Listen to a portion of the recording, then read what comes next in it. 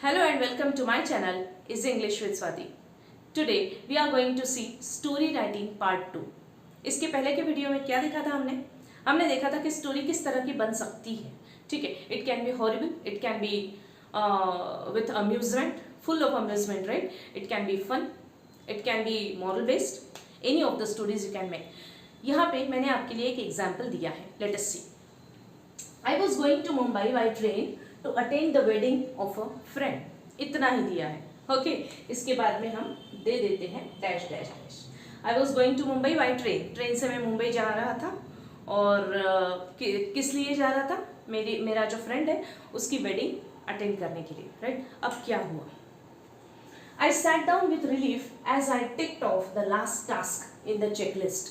हमारी चेकलिस्ट होती है. अगर हम कुछ कहीं बाहर जा रहे हैं तो हम ना टू डू लिस्ट बनाते हैं कि ये सब चीज़ें मुझे करनी है. मैं बाहर घूमने जा रहा हूँ या कहीं रिलेटिव के यहाँ पे जा रहा हूँ या कहीं वेडिंग में जा रहा हूँ, तो मैं ये सब चीज़ें मुझे करनी है, ये सब सामान पहले लेना है, फिर इसके बाद ये करना है. ओके, सो उसके हिसाब से ना हम टू डू लिस्ट बनाते हैं. लाइकवाइज उसको हम बोलेंगे चेकलिस्ट. तो ये चेकलिस्ट का लास्ट जो ऑप्शन था मेरा कि बुक करना है टिकट, वो एक बार का हो गया.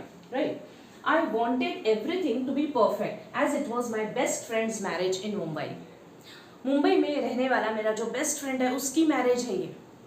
ठीक है, तो मुझे सब कुछ बहुत ही परफेक्ट चाहिए था, इसमें मुझे कोई भी कमी नहीं चाहिए थी. The alarm rang next morning. I woke up in excitement and booked a cab to the railway station. अब दूसरे दिन मैं बहुत एक्साइटमेंट में उठा. मैंने अलार्म वगैरह लगा के रखा था. मैं उठा और मैंने बुक की कैब रेलवे स्टेशन के लिए. I reached the station because of the I reached late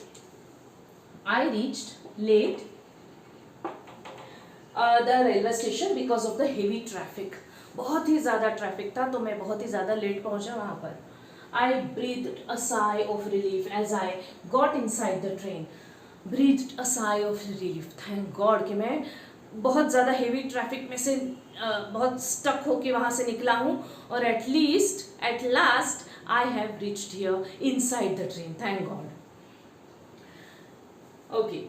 When the ticket collector came, I realized that I had been in the wrong train for complete 2 hours.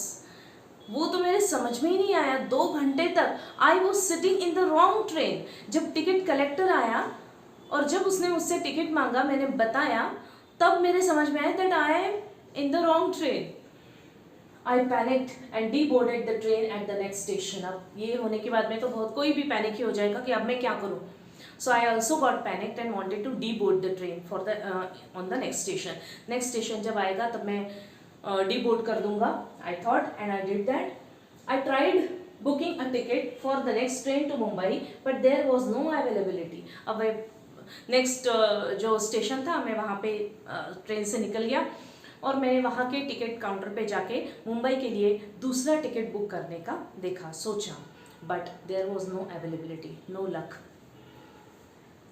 On coming back from the ticket counter I realize that my luggage was missing. See what is happening with me. अब मैं ticket counter से जब वापस आया वहाँ पे भी availability नहीं थी टिकट की. मुंबई जाने का अब कोई चांस नहीं था. मैं जब वापस आया देखता हूँ तो मेरा लगेज मिसिंग है. There was no trace of it. Disheartened, I finally walked my way to the nearest hotel, contacted my family and recited them everything. अब बहुत ही ज़्यादा हो रहा है, राइट? तो मेरा लगेज भी गायब था वहाँ से. अब मुंबई जाने का तो सवाल ही नहीं. एक नियरेस्ट जो होटल है मैं वहाँ पे गया, वहाँ पे कॉल किया घर पे और सब कुछ बताया कि ये सब हुआ है मेरे साथ आज. Alas, I couldn't even make it to my best friend's wedding. Alas, ये जो एक्सप्रेशन है ये तब देते हैं जब आप बहुत ज़्यादा अपसेट होते हो, कोई बैड न्यूज़ आप सुनते हो या आपके साथ कुछ बैड हो जाता है, तब आप ये एक्सप्रेशन देते हो अलास. जैसे हम हुर्रे बोलते हैं, hurray we have won. Likewise alas, तो मैं नहीं जा पाया मेरे बेस्ट फ्रेंड के वेडिंग में. So this is the story children. अब ये ऐसे ही लिखनी है, obviously it is not the norm, right? ये तो मैंने आपको जस्ट एग्जाम्पल दिया है. तो I was going to Mumbai by train to attend the wedding of a friend. इसमें और क्या क्या लिख सकते हैं आप, that you have to decide. कुछ फन लिख सकते हो, है ना, कुछ अम्यूजिंग थिंग हो गई है ऑन द वे, या फिर कुछ हॉरिबल सा हो गया है, या एक्सीडेंट हो गया है, कुछ भी लिख सकते हो, it is up to you, लेकिन अच्छे से लिखना है without making any mistake. And yes, at last you have to find to give the perfect topic, sorry, the perfect title to the story, right? अब ये तो आपको समझ में आ गया है कि किस बेस पे लिखना है. Now you have written everything. Now it is the time to give the perfect title. Okay, तो क्या टाइटल देंगे हम? Please write it down in the comment box. Do like and share my video and subscribe my channel.